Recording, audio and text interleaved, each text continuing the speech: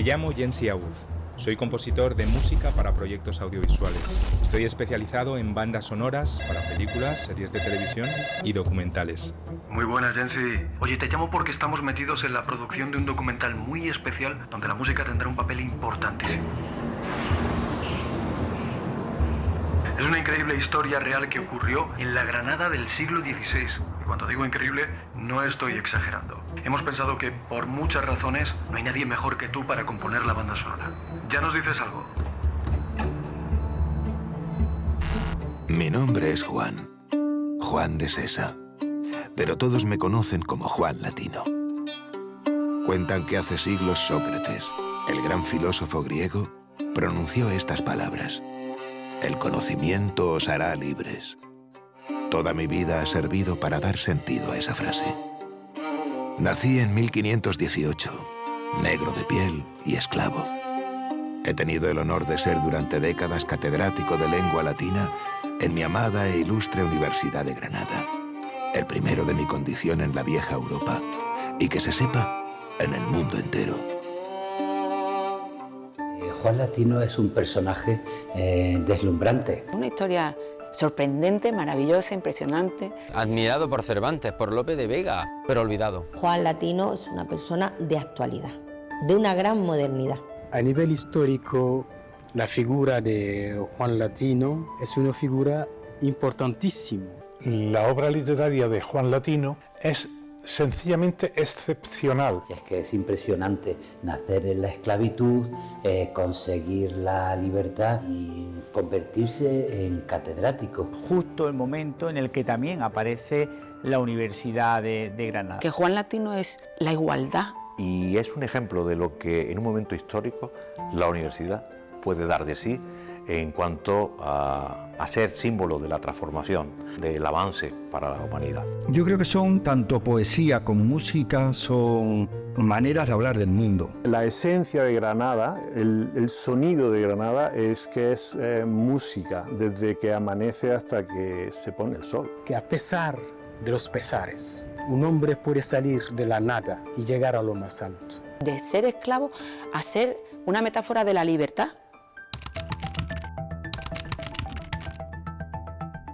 A lo largo de los años he tenido la suerte de trabajar para producciones de mucha repercusión, y es ahí cuando te das cuenta de lo complejo que es el proceso, de la cantidad de gente que interviene, desde la parte meramente creativa hasta los aspectos técnicos, así como la coordinación con el director y su equipo. Todo suma y te haces cargo de lo que una buena banda sonora puede aportar a la producción final de una película, de una serie o, como en este caso, de un documental. Lo primero es buscar información, documentarme, más aún en este caso que se trata de un metraje que narra una historia real en la Granada del siglo de oro español. La pregunta que me asalta con solo echar un vistazo a internet es: ¿cómo un personaje de estas dimensiones puede ser tan anónimo? Una vez tengo mi propia idea, mi visión personal del protagonista y de la historia, empiezo a investigar musicalmente cómo acercarme a él.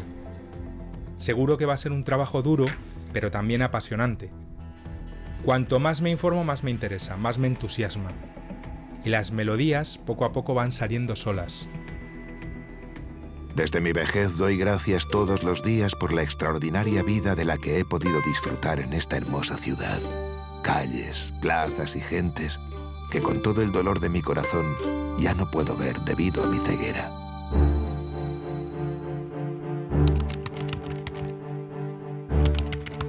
Pasar de la esclavitud a ser un poeta en latín culto, pues es algo realmente emocionante cuando se piensa en la Granada, en la España del siglo XVI. A mí me gusta mucho su historia personal. Una historia poética en el sentido que de pronto uno tiene derecho a mantener la esperanza. Estamos siempre acostumbrados a ver las cosas más negativas de la historia, y la historia ofrece rincones donde se puede dar este paso de ser aceptado. Fui un niño esclavo, propiedad de la familia Fernández de Córdoba. Doña Elvira, la hija del gran capitán, glorioso capitán general de los ejércitos de Castilla y Aragón, me eligió como paje de compañía para su hijo Gonzalo. A nivel personal, desciendo de un poeta exiliado de Granada en el siglo XIV, que tuvo que partir, dejar Granada para exiliarse.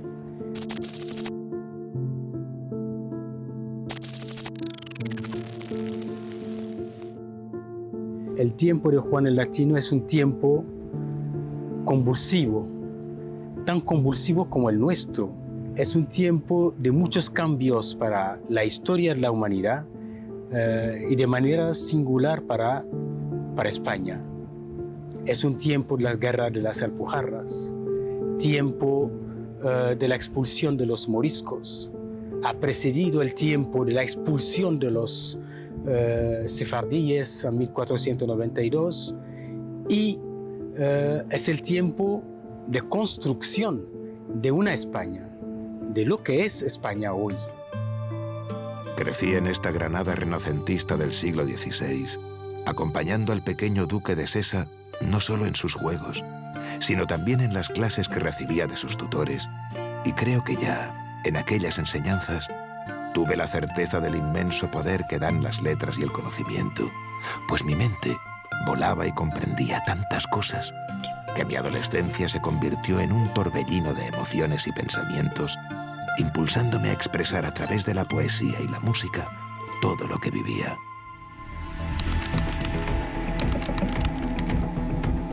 Puede parecer una tontería, pero cuando tengo tanta información de un personaje en tan poco tiempo, el mero hecho de salir del estudio para pasear por la ciudad me ayuda a ordenar ideas, a inspirarme, a encontrar otra perspectiva para enfrentarme a la composición.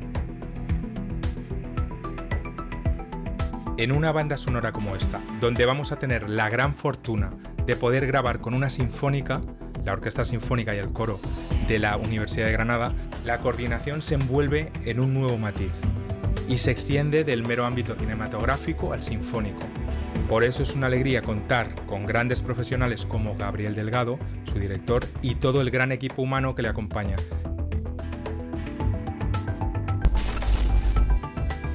Para hacernos cargo de la complejidad del proceso, puedo decir que estamos hablando de coordinar a decenas de profesionales del ámbito musical, algunos con los que colaboro por primera vez, trabajando conjuntamente para un mismo proyecto, para una misma música y para una misma historia. 1, 2, 1, 2, 1 y 2. Mismo papel, vamos a probar. En ese pasaje. 4, 4, 5.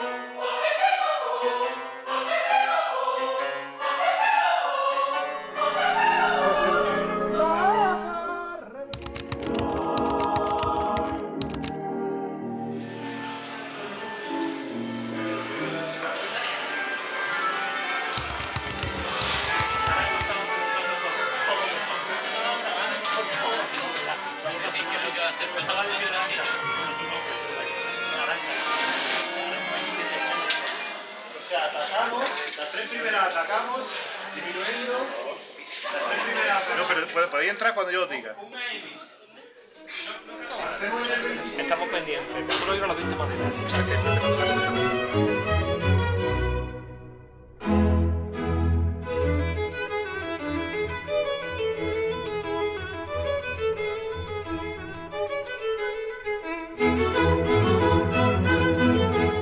La esencia de Granada, el sonido de Granada es que es música, desde que amanece hasta que se pone el sol. La música seguramente, por lo que sabemos, estaba muy presente en todas las clases sociales y vertebraba un poco la ciudad de Granada como gran capital de un reino que fue. Habría varias formas de ser músico, desde tocar en la calle a formar parte de la capilla de algún noble o algún cardenal. Me lo imagino muy apasionante como era la ciudad de Granada en aquella época, pero también con muchas dificultades. La familia de don Gonzalo apoyó mi formación y gracias a ello, en la recién inaugurada Universidad de Granada, me facilitaron, siendo esclavo, el acceso a los estudios de bachiller en artes, ya que, según decían, tenía una asombrosa facilidad para aprender latín y las materias eruditas que nos enseñaban.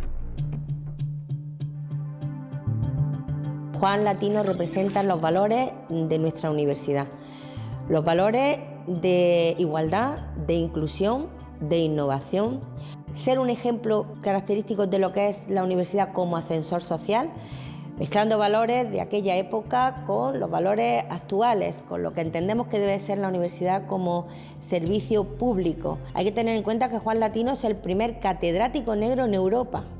En una época, el siglo XVI, recién creada la Universidad de Granada por el emperador Carlos, por tanto también decimos que nuestra vocación internacional viene desde la fundación. Y hoy en día que socialmente hablamos de la Agenda 2030, de los valores que representan los objetivos de desarrollo sostenible, de lo Juan Latino es una persona de actualidad, de una gran modernidad. He tenido una vida feliz, intensa, llena de retos extraordinarios y obstáculos que he podido superar con la ayuda del conocimiento, de la dialéctica y la retórica. Esa misma que os he enseñado a lo largo de mis muchos años de profesor, mis amados jóvenes universitarios de Granada.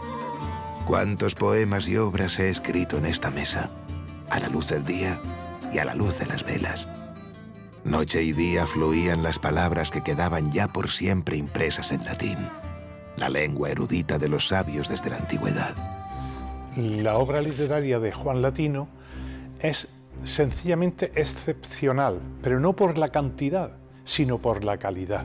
Fue capaz de absorber todo el saber renacentista y plasmarlo en su obra literaria que además no tiene nada que envidiarle a la obra de otros autores del Renacimiento, pero no solamente españoles, sino incluso europeos. La Universidad de Harvard, de todos los poetas españoles, lo ha escogido a él para ponerlo en su antología.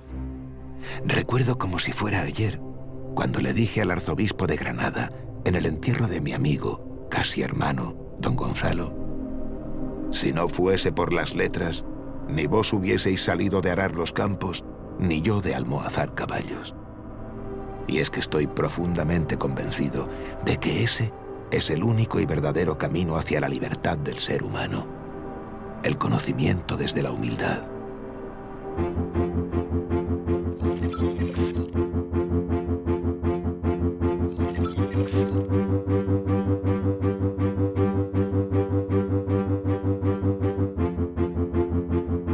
Soy Juan Latino, profesor y poeta, admirado por Cervantes y por Lope de Vega, y nací esclavo. Y entonces dijimos, bueno, nosotros vamos a hacer lo que sabemos hacer, que es una obra de teatro, con títeres, con máscaras y con música en vivo, pero elegido por nosotros, con música de la época de Juan. Nosotros nos gustan mucho las historias de superación, ¿no? Entonces Juan Latino lo tiene todo. Admirado por Cervantes, por Lope de Vega, es decir... Pero olvidado. Pero olvidado. Que no es negro Juan Latino, sino un nombre a quien ha dado el sol más recio que a todos. Juan Latino es una metáfora. Todo lo que quiere decir a la hora de escribir la obra es que con el conocimiento te harás libre. En la obra hay un momento que Juan Latino dice que quiere aprender a leer porque los esclavos no saben leer y por lo tanto, si él aprende a leer y escribir, no podrá ser esclavo. Y entonces, decir eso a los niños es decir que hoy en día, si estudias, ¿no? si dedicas tu energía, tu inteligencia a algo, lo podrás conseguir. Juan Latino quizás representa la propia esencia de la universidad y es un ejemplo de lo que en un momento histórico la universidad puede dar de sí en cuanto a ser símbolo de la transformación y símbolo del avance para la humanidad. El siguiente paso lo tengo claro. Hay que pisar el terreno en el que ocurrieron los acontecimientos. Hay que impregnarse del ambiente de esa Granada renacentista que pisó Juan Latino. Tengo que conocer la luz de las calles, el olor del albaicín y los sonidos de la Alhambra. Aunque era esclavo, nací en un palacio, en la zona de la servidumbre, según me contaron, pero en un palacio al fin y al cabo. El Palacio de Baena, era propiedad de don Luis Fernández de Córdoba, conde de Cabra, quien se casó con su prima doña Elvira, la hija del gran capitán, primer duque de Sesa, formando así una poderosa alianza de títulos y propiedades entre Córdoba y Granada. He de reconocer que con el paso de los años, cada vez tengo más certezas de que mi madre fue la esclava de doña Elvira. Ella tuvo relaciones con el conde y por lo tanto yo sería el hijo bastardo de don Luis y futuro hermanastro de mi amo y amigo, Gonzalo, que nacería 2 años después. Por eso, también afirmo que ambos fuimos criados con la misma leche de la infancia, que no fue otra que la de mi madre, la negra Magdalena, que sería liberada de su esclavitud y contratada como ama de cría.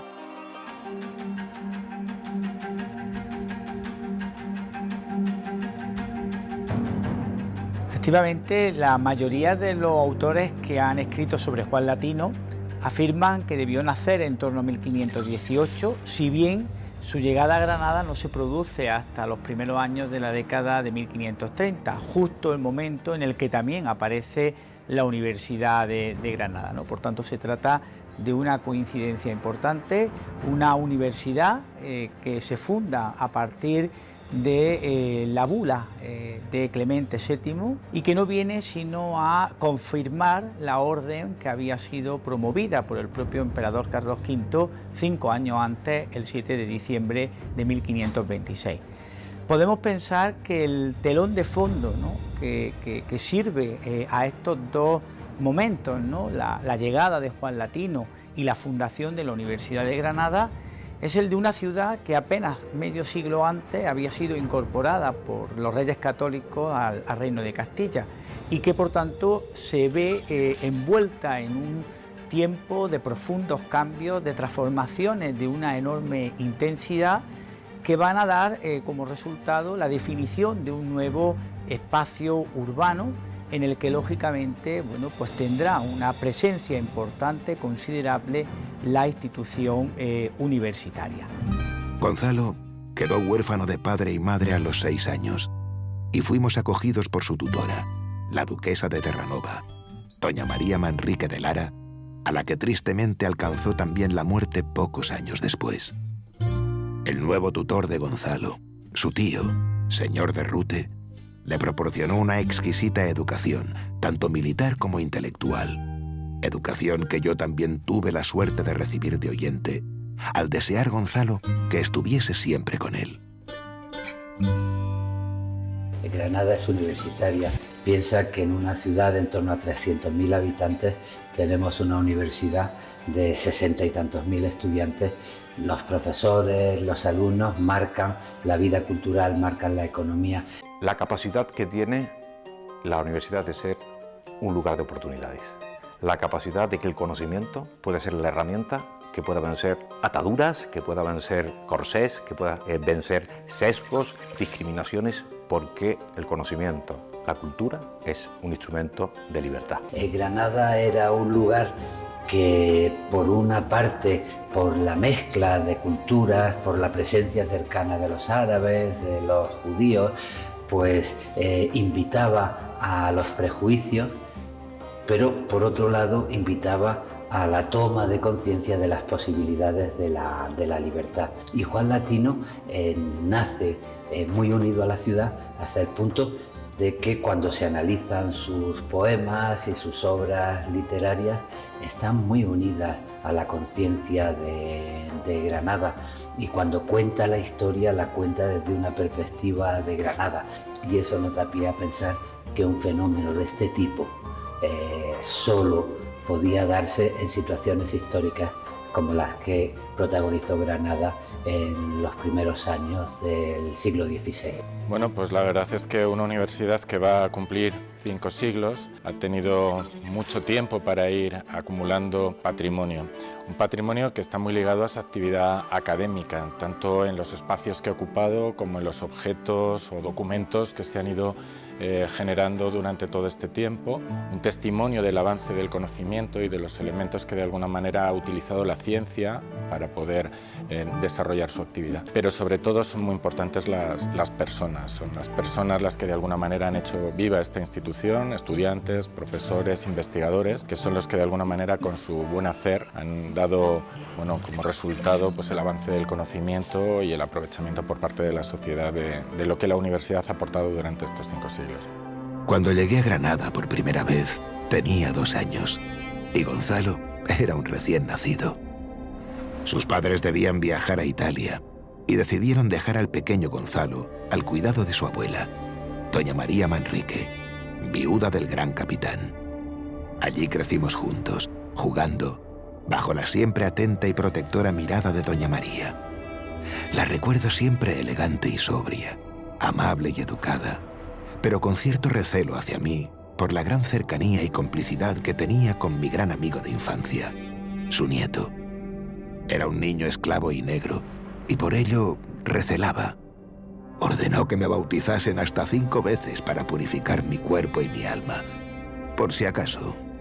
Juan Latino es un personaje maravilloso, un personaje que te enamora desde que lo conoces, porque es la metáfora de si él pudo, tú puedes, yo puedo y tú puedes. De ser esclavo a ser una metáfora de la libertad, porque Juan Latino nace siendo esclavo de origen negroafricano y posteriormente va avanzando en su vida gracias a su talento y a su inteligencia, además de el ambiente elitista cercano al arte en el que él se mueve, y llega a ser catedrático de arte en la Universidad de Granada. Pero no solo eso, sino un personaje reconocidísimo en la España del Renacimiento, un personaje muy reconocido incluso a nivel internacional. Llega noticias suyas a la corte de Francia y es el primer afroeuropeo que escribe en latín imitando a Virgilio, con una obra maravillosa, impresionante. Entonces, un personaje que merece todo nuestro reconocimiento. Yo creo que sobre todo los niños deben de estar orgullosos de que exista un personaje así que puede servirles de modelo. De llegar a ser nada y nadie, a acabar por ser todo, porque nacer o crecer en la casa del gran capitán no es en cualquier sitio. Tener el espíritu de esta familia, de educar a un mozo, darle la misma educación que han dado a sus hijos, no es evidente, pero es tener suerte. Todos los niños no aprovechan de la suerte que tienen. Y Juan Latino supo aprovechar de cada circunstancia. Y el saber es donde se podía hacer un hueco. No podía ser un gran aristócrata, no podía ser un gran arzobispo, probablemente no, pero supo coger su camino. Durante los años que estuve en las casas del gran capitán, mi principal tarea estaba en las caballerizas, limpiando las cuadras y ayudando al cuidado y alimento de los caballos. Cuando terminaba, Gonzalo me reclamaba siempre para el juego. Junto a él, aprendí esas primeras letras que tanto me fascinaron y que serían, sin yo aún saberlo, la vocación que daría sentido a mi existencia. Una de las cosas que más me relaja es caminar, y pasear por Granada es un auténtico regalo. Necesito a alguien experto que me cuente de viva voz todo lo que ocurrió justo en los lugares donde se dieron los hechos. Bueno, Jensi, estamos delante de la iglesia de Santa Ana, iglesia donde en 1548 se casó Juan Latino con una dama de la alta sociedad granadina, doña Ana de Carleval. Aquí bautizaron a sus 5 hijos. Wow. Y aquí está enterrado en la cripta, que ahora veremos. Piensa que en 1548 él tenía 30 años. 30 años, era joven. Y acababa de ser manumitido. Le dieron la libertad como esclavo del duque de Sesa. Con solo un poco de imaginación, viendo estos monumentos, puedo trasladarme al siglo XVI, a esa Granada renacentista llena de joyas de nuestro patrimonio. Y es que es increíble cómo cambia todo cuando te lo cuentan con rigor, pero sobre todo cuando te lo cuentan con pasión.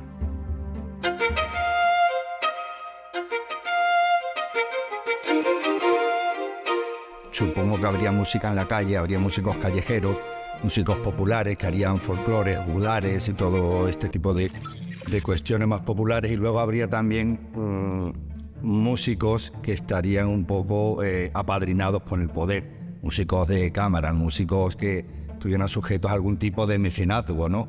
Entonces, pues en ese sentido me imagino los músicos más de tipo profesional pues serían este tipo, como otros artistas, como Juan Latino también, ¿no? Sí, representa Granada ese punto de encuentro no solo cultural, sino desde los tiempos que no tenemos recuerdo, de un centro musical. Y que los historiadores árabes que visitaron Granada desde fuera en los tiempos de Mohamed V y todo esto, comentaban que en Granada se hablaba en verso, que los niños le pedían cantando las cosas a su madre y esto. Yo eso no lo he leído en este caso de Granada, esa incorporación espiritual y física de una expresión musical y poética de comunicación entre la gente. Reyes cristianos se vestían de reyes árabes, los reyes árabes se vestían de reyes cristianos. Creo que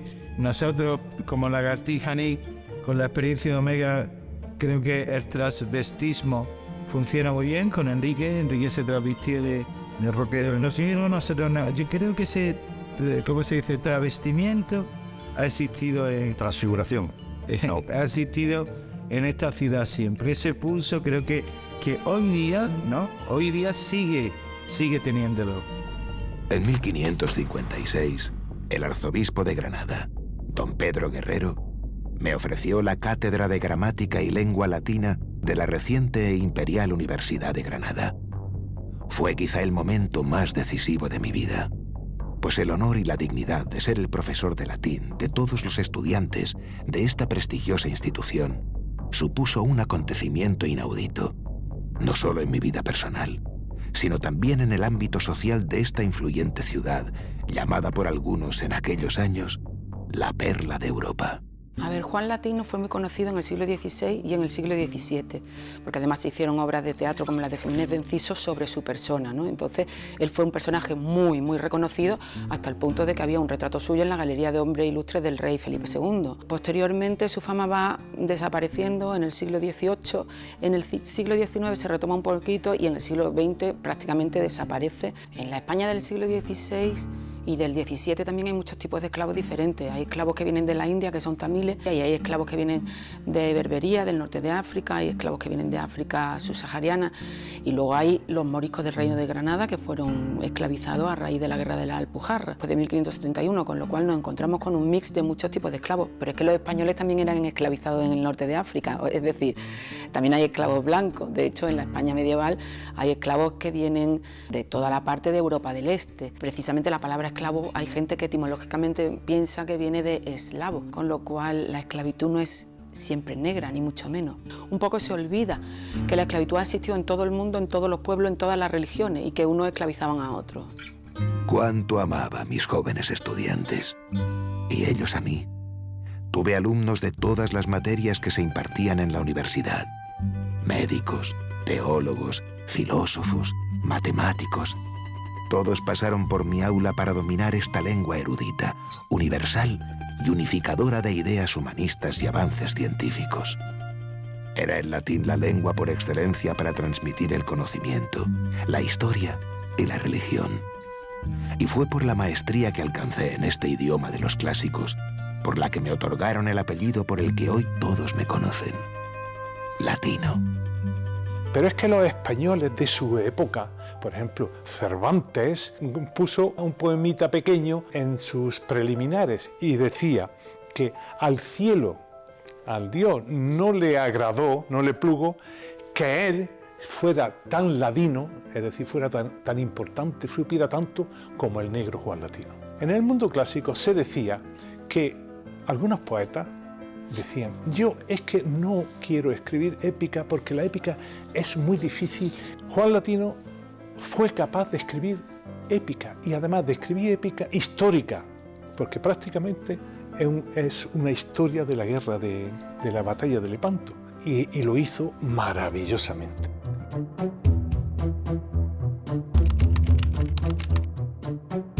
Todo lo que se encontró en la parte inferior se ha, digamos, recopilado y se ha guardado en este osario que vemos aquí. Ahí están todos. Entonces sabemos que aquí se enterró Juan Latino, su esposa, sus hijos, su familia, y están todos pues depositados en este espacio de aquí. Pero la placa, es muy importante lo que pone en la placa: Johannes Latinus, y un guioncito, y pone Níger. Níger en latín quiere decir no negro, sino negro brillante. ¡Oh, qué maravilla! Negro brillante, negro excelso, ¿no? Entonces es una manera de expresar la grandeza del personaje. Porque la palabra negro, más sencilla, mauro, también puede significar oscuro, moreno, Sí. De ahí viene Mauritania, moro. Claro. Pues Níger es una palabra culta y es todo un adjetivo de grandeza, ¿no? Porque él fue un gran defensor de su raza, un gran defensor. De hecho, incluso bromeaba porque él decía siempre, yo soy negro, pero negro como mosca en leche. Nunca podré olvidar la cena de gala que se celebró en el Palacio de Carlos V, en la Alhambra, donde el presidente de la Real Chancillería anunció a los ilustres invitados que yo había sido elegido para escribir las gestas heroicas de Don Juan de Austria en la batalla de Lepanto. Creo honestamente que la Austríada es mi obra más conocida, la que más fama y reconocimiento me dio. He de decir humildemente que mis argumentos escritos al rey Felipe II fundamentaron el hecho de que hoy permanezcan en Granada, en la Capilla Real, los restos mortales de sus majestades los reyes católicos, y de este modo no fueran trasladados a El Escorial.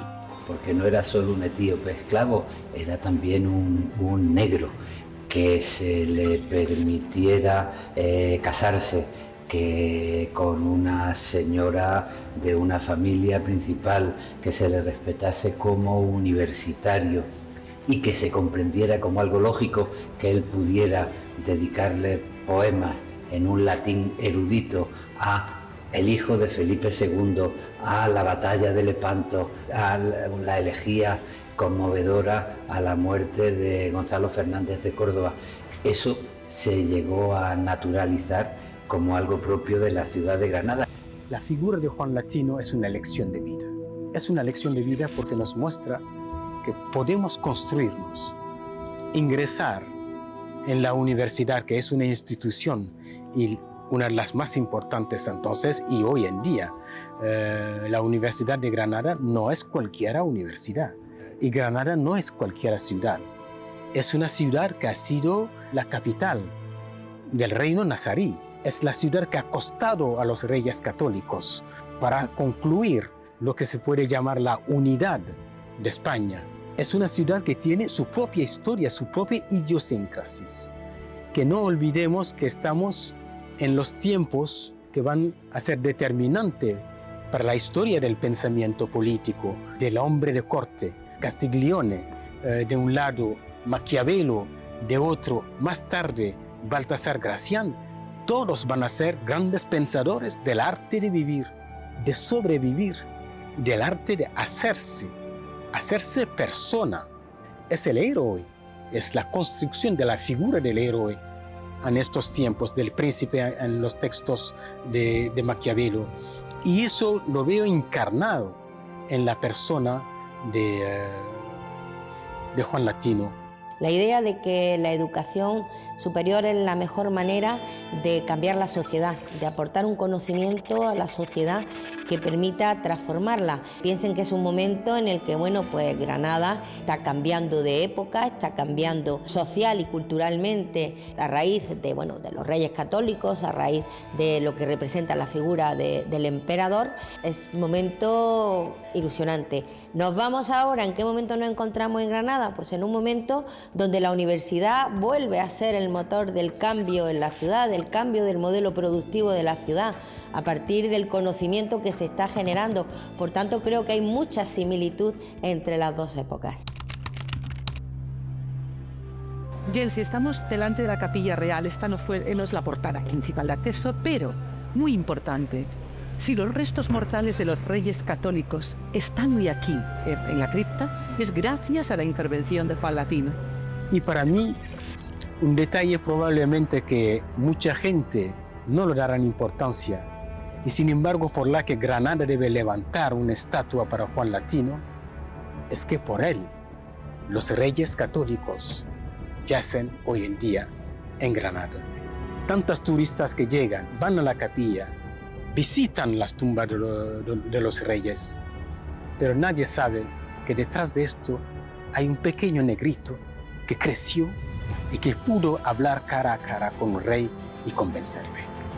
La poesía que nacía de mi alma desde tan joven me llevó directamente a enamorarme de la música. Era virtuoso con los instrumentos y me evadía formulando con notas musicales las emociones que expresaba con palabras cuando escribía poemas. La música me enamoró y a través de ella encontré al amor de mi vida, Doña Ana. Me enamoré y la enamoré, expresando mis sentimientos con la música. Un negro esclavo y una joven dama blanca, preciosa y elegante de la alta sociedad de Granada. Un sueño imposible que se hizo realidad. No era tan blanco en Granada Juan Latino que la hija de un 24 enseñaba, y siendo negro y esclavo, porque fue su madre esclava del claro duque de Sesa, honor de España y de Italia, se vino a casar con ella, que gramática estudiaba, y le enseñó a conjugar en llegando al amo-amas, que así se llama el matrimonio en latín. Tuvo una academia aquí en Granada en la que daba clases de latín, de griego y de música también, porque tocaba muy bien la vihuela. E incluso le dio clase a su futura señora, Ana de Carleval, o Carvajal, como queramos llamarle. Gracias a la música, pues consiguió casarse con esta bella mujer. Fue una gran aportación musical porque estuvo muy ligado a los grandes músicos de aquella época, como Gregorio Silvestre, que fue el organista de la Catedral de Granada. Luis de Narváez es un personaje que trasciende Granada en aquella época. Es uno de los músicos del siglo XVI español más importantes. Una figura así no nace de la nada. Yo pienso que tiene mucho que ver la vida cultural de la ciudad en aquella época, la tradición vihuelística y musical de Granada. Luis de Narváez es podríamos decir que es casi una generación anterior a Juan Latino, pero ya este dato nos da pie a pensar el ambiente musical que había en la ciudad. Sí, la vihuela podríamos decir que es el antecesor de la guitarra. En aquella época la guitarra como tal no existía, pero había un instrumento que es su predecesor, que es una vihuela, que es una guitarra un poco más corta, más pequeña, más manejera, más portátil. Lo que sí sabemos es que Juan Latino, Gregorio Silvestre, este tipo de personajes sí que coincidían en las academias y tertulias literarias, donde pues se recitaba poesía, se hacía música y de alguna manera era el punto de encuentro de la intelectualidad granadina. Yo creo que son tanto poesía como música, son maneras de hablar del mundo, intentando recoger todas esas cuestiones que a lo mejor el intelecto o la razón no llega. Entonces en Granada yo pienso que pervive lo ancestral, lo viejo, lo antiguo, lo reciente, lo moderno y lo que yo no sé tan seguro si el futuro, el porvenir, si pervive en Granada. Por eso también es una ciudad muy punk. Era un personaje tan conocido a nivel popular y a todos los niveles que Cervantes escribió unos versos de pie cortado al inicio del Quijote hablando de Juan Latino. Era tan conocido que Lope de Vega escribe una obra de teatro que se llama La Dama Boba, en la que cuentan los amores de Juan Latino con doña Ana de Carleval y explican cómo se enamoraron. Lope de Vega se llama a sí mismo el Juan Latino Blanco. El amor me liberó en ambos sentidos, pues me hizo el hombre más feliz de la tierra y el esclavo más libre y rico en muchos kilómetros a la redonda. Mi amo y amigo, el duque de Sesa, don Gonzalo Fernández de Córdoba, nieto del gran capitán, me liberó de la esclavitud con una muy generosa dote de 6.000 ducados. No olvidemos que un artesano en aquella época podía ganar 30 o 40 ducados al año. Me casé en la iglesia de Santa Ana y en esta casa, junto a la iglesia, es donde he pasado mi vida junto a Ana y mis 5 hijos. Esta es la historia de mi vida. La historia de un niño cuya vida valía menos que la de un perro. ¿Y cómo es que ese niño esclavo llegó donde llegué yo? Por Gonzalo, mi amo. Bueno, Julie es la dramaturgo, os puedo contar, ¿no? Pero era un reto, porque en realidad, si tú te pones en la mentalidad de un niño pequeño, la historia no tiene mucho interés. Para un adulto sí. un esclavo negro del siglo XVI. Pero tú a un niño de 8 años le dices, para empezar, ¿qué es un esclavo en su cabeza? Negro, bueno, ¿qué más da? Que era de clase baja, le puedes decir, tampoco. Hoy en día saben que se puede llegar con más facilidad. Y entonces Julie lo que hizo fue incorporar conflictos. Es negro y es de clase baja. Estamos en el siglo XVI. Luego hay 2 superaciones en una, ¿no? Y entonces, pues pensando en eso, lo que queríamos hacer es centrarnos en la amistad, porque creemos que si llegó tan lejos, Juan Latino sí, es porque era muy inteligente, pero es por la familia, y más bien por Gonzalo. En su obra pues hay mucho respeto al mundo oficial, a la situación del imperio, de la monarquía, de la ciudad. Eso hay que entenderlo en el contexto, porque es que en la poesía erudita y sobre todo en la poesía neolatina, eso no era la peculiaridad de alguien que está vendido, es que era lo normal, era lo común en la época. Qué difícil debe ser hacer una interpretación objetiva de la creatividad de Juan Latino, porque algún estudioso experto en el latín erudito dice, bueno, es que se desfigura mucho, y en vez de analizar la obra como si fuese cualquier obra, enseguida se mete por medio la sombra, la personalidad tan especial de Juan Latino. Pero es que es inevitable, es muy difícil hacer un análisis frío de la producción de un señor que nació esclavo y negro, que consiguió la libertad, que se hizo filólogo y catedrático de gran respeto y que tuvo 4 hijos con una señora de la nobleza granadina. Es muy difícil separar en este caso la vida de la obra. La Granada contemporánea a Juan Latino, la Granada contemporánea a la Universidad de Granada, es una ciudad que se abre a las novedades del Renacimiento en todos los sentidos, en el plano cultural, en el plano artístico, pero también en este otro plano de lo que representa la institución, ¿no?, de una universidad con la que se pretendía, que realmente al final resultó bastante infructuoso, se pretendía también un ideal noble, ¿no?, el de integrar a esa minoría morisca a través de la enseñanza. Hubo en Granada grandes hombres con los que coincidí en varias ocasiones y que dejaron en mí un gran recuerdo. Uno de ellos fue un recaudador de impuestos que llamaba mucho la atención porque tenía la mano izquierda anquilosada debido a las heridas sufridas en la batalla de Lepanto, la misma que narré con detalle en mi Austríada. Por eso lo llamaban el Manco de Lepanto. Miguel de Cervantes era su nombre y era amante de las letras como yo.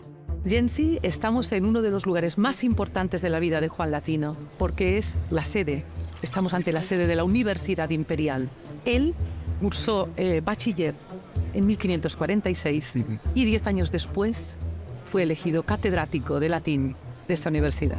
O sea, maravilloso. El latín era una lengua súper importante, la lengua vehicular de la cultura, donde todo se enseñaba en latín, desde medicina hasta artes. Por lo tanto, el latín, por sus manos pasaron tantos alumnos que lo amaron muchísimo, y él consideraba, fue un gran humanista, en el sentido de que tenía fe en que las palabras y el conocimiento eran el verdadero camino hacia la libertad, mucho más que las armas. Para el siglo XVI, que es cuando la Universidad de Granada tuvo una vitalidad extraordinaria, vino la bula del Papa Clemente y a los pocos meses empezó a funcionar con una gran vitalidad, y él prácticamente se incorporó a los 10 o 12 o 15 años después de empezar a funcionar la universidad. Entonces eso hizo que él participara vivamente en ese siglo tan maravilloso que fue el XVI para la Universidad de Granada, el mejor de todos. Bueno, en el momento en el que Juan Latino desarrolla su actividad académica, lo que quedan básicamente son documentos de ese periodo que se custodian en el archivo de la Universidad de Granada, en el fondo histórico. junto con los libros, son básicamente los tesoros más importantes que nosotros podemos tener en este momento de aquella época. La boda de ellos dos yo creo que estaba bastante aceptada porque el personaje de Juan Latino ya en ese momento estaba bastante aceptado en la Granada del siglo XVI. Hay que tener en cuenta que él ya era bachiller. Para entrar en la Universidad de Granada probablemente ya era libre y él ya era una persona reconocida en la ciudad de Granada. Entonces la boda hasta cierto punto, pues claro, fue una boda interracial particular, pero no es la única. Hay otros matrimonios también interraciales, no es el único. Ellos tienen 5 hijos, con lo cual, bueno, la idea de que se casaron por amor puede ser bastante verídica porque los tuvieron muy rápido. Una historia sorprendente, maravillosa, impresionante, que bueno, que nos hace aprender mucho, nos hace aprender de que una persona, gracias a su talento, sea capaz de saltar todas las barreras sociales, pero es que además él tenía una autoestima muy alta, o por lo menos a través de la documentación histórica que yo he leído, siempre lo veo como alguien que no se agacha, siempre defiende su honor, incluso llega a defender la negritud, como el color. Pero esto hay que entenderlo de una manera particular, porque él se dice que que es etíope. Claro, visto desde hoy en día, pues mucha gente piensa pues, de Etiopía, ¿no? Pero no tiene nada que ver con la Etiopía contemporánea. En el siglo XVI se pensaba que Etiopía era un reino cristiano dentro de África, que había creado el presbítero Juan, el pretre Juan. De ahí también en la adoración de los Reyes Magos al Niño Jesús tenemos el Rey Negro, que es cristiano, ¿no? Toda esa tradición, entonces, existía allá. Entonces, Juan Latino, él se reivindica etíope, pero en realidad lo que está diciendo es que no es hereje, que es de sangre limpia, que es cristiano viejo. Otro de mis conocidos ilustres fue el prior de los carmelitas descalzos del convento de los mártires. Se llamaba Juan de la Cruz. Estuvo poco tiempo en Granada, pero tuve la dicha de poder conversar con él sobre nuestro modo de expresar ideas y sentimientos a través de la poesía. Juan de la Cruz escribió en esta ciudad Noche oscura del alma y Llama de amor viva, los 2 poemas de amor más bellos que jamás he leído.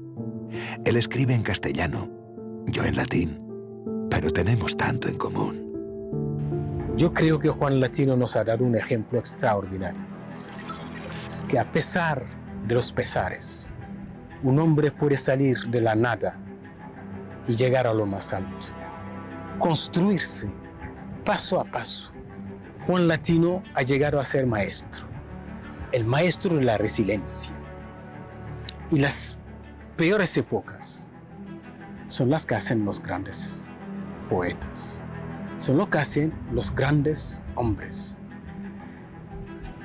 Un hombre nunca puede ver sus condiciones para decir que todo va mal. Cuando se dice que todo va mal, hay que decir que suerte. Todo va mal, ahora tengo que hacer el bien.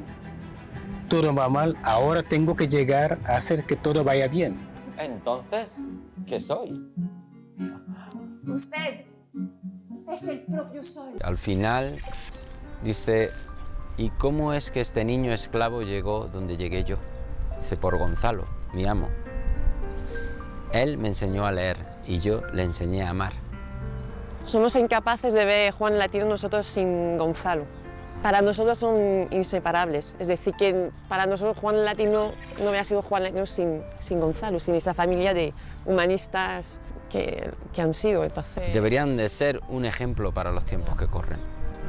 La familia Fernández de Córdoba era una familia muy importante en la España del siglo XVI, sobre todo por Gonzalo Fernández de Córdoba, el abuelo de Gonzalo, el dueño de Juan Latino, porque ha sido un militar que ha ganado muchas batallas, ha participado en la conquista de Granada, era un personaje con una estrategia muy avanzada. Era un personaje que también sabía hablar árabe, entonces ha sido como un poco mediador entre Boabdil y los reyes católicos. Y no solamente ha ganado las batallas de la Guerra de Granada, sino también las de Italia. Participó en todas las batallas para el reino de Nápoles. Gonzalo era un personaje muy culto también, sabía el latín, ha escrito poemas, tenía también relaciones con todos los grandes escritores de la época y además era un hombre de armas, siempre soñando un poco a la sombra de su abuelo. Ha sido fundamental en la vida de Juan Latino tener como dueño un personaje tan culto y tan generoso, un humanista que se preocupaba por sus soldados, que escribía muy bien, se ve en su correspondencia con don Juan de Austria y con Felipe II. Todos los que vivimos aquí sabemos que hay una Granada cuando están los estudiantes, donde podemos, incluso es cuando se desarrollan todos los movimientos culturales, porque hay un público dispuesto a acudir, ¿no? Entra tantísima gente en Granada que le da otro aspecto a la ciudad, y creo que es un motor anual, ¿no? Cuando se enciende el motor después del verano y la cultura renace de nuevo. Granada no se puede entender sin la universidad, de la misma manera que la universidad queda perfectamente inserta, ¿no?, en el propio desarrollo de la ciudad. No se puede decir otra cosa que es una universidad perfectamente ciudadana y es una ciudad perfectamente universitaria. Otro hombre excepcional con el que el destino me cruzó y con el que tuve más contacto fue aquel al que las gentes llamaban Juan de Dios, porque, como él mismo decía, todo lo hacía por amor de Dios. Con él compartí reflexiones humanistas y paseos junto al Darro. Era un hombre en constante actividad humanitaria y hospitalaria. A mis estudiantes más pobres los aliviaba con alimentos o dinero para su subsistencia, y llegó a crear un hospital tan moderno y avanzado que ha dejado una profunda huella en la manera de cuidar a enfermos y necesitados. En sus poemas, ya sean los más cortos o las producciones largas e históricas, irrumpe siempre la experiencia de la vida. Te puede estar hablando de la batalla de Lepanto o te puede estar hablando de la familia de Felipe II, pero de pronto se cuelan referencias a la vida, que es la realidad de Granada y es su propia experiencia como persona que ha conseguido lo que ha conseguido en una ciudad como Granada. Y por eso es muy importante tener la referencia de personajes como Juan Latino, personajes que nos hablan también de la dignidad del ser humano. Hoy en día, muy influidos por corrientes contemporáneas que muchas veces vienen de Estados Unidos, tendemos a pensar en blanco y negro, negro, blanco, negro y blanco, como en las películas de Spike Lee. En la España del siglo XVI no existía esa dicotomía negro-blanco. Cuando tú estudias la documentación hay una cantidad de gama de colores impresionantes. Negro atezado, trigueño, negro que tira a mulato, mulato que parece blanco, blanco, etcétera, ¿no? O sea, y Lope de Vega, por ejemplo, dice que las mulatas de Sevilla son los lunares de la ciudad, ¿no? Quiero decir, olvidamos toda esa gama de grises que hay entre el blanco y el negro y terminamos haciendo una bipolaridad ficticia que no responde a la realidad y que no responde tampoco a la realidad de la época, y que justamente ahí es donde tenemos que trabajar. ¿Por qué?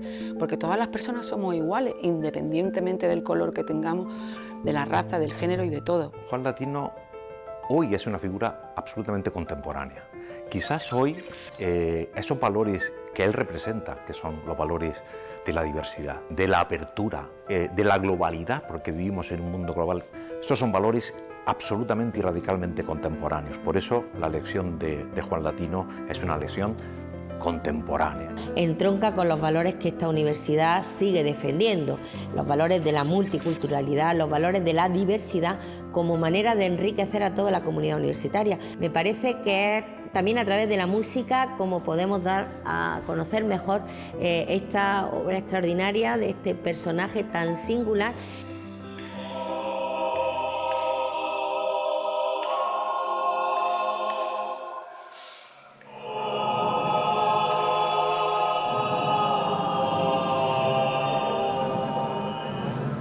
Y por fin llega ese momento. Un momento muy difícil de describir. Ese momento en el que los pensamientos, la creatividad y la inspiración se vuelven música. Se convierten por fin en una realidad. Sí. Sí, ¿qué tal? Encantado. ¿Qué tal, Nacho? María. Precisamente nada has pillado ensayando tu música. Sí, me puedo quedar por aquí. Hombre, un placer, claro. En estos momentos no puedo dejar de pensar qué sentiría Juan Latino si escuchara estas humildes notas musicales que cuentan su gran historia.